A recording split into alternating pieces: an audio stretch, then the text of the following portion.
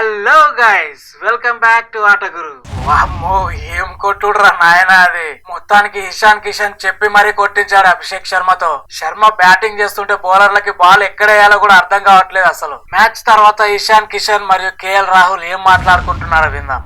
ఏంటి రాహుల్ భాయ్, ఢిల్లీ నుండి బిర్యానీ తినడానికి వచ్చారా లేక మా బౌలర్ల చేతిలో దెబ్బలు తినడానికి వచ్చారా? ముఖం అలా పెట్టావు. ఇందాక ఎవరో బిర్యానీ తింటాం, మ్యాచ్ గెలుస్తాం అని ఛాలెంజ్ చేశారు. బిర్యానీ అయితే తిన్నారు కానీ మా అభిషేక్ శర్మ మీ బౌలర్లని పచ్చడి చేసేసాడు, చూసారా?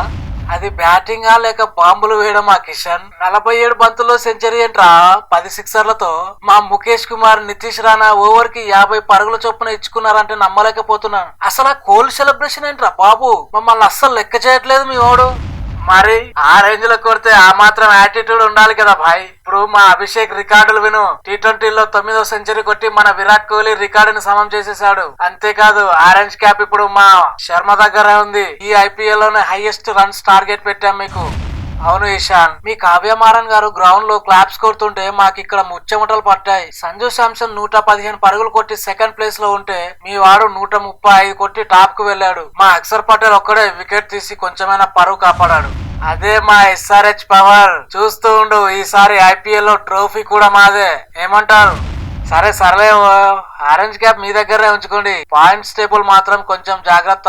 నెక్స్ట్ టైం చూసుకుందాం. ఈసారి పక్కాగా IPL ట్రోఫీ రేస్ లో ఉంటాం మేము కూడా.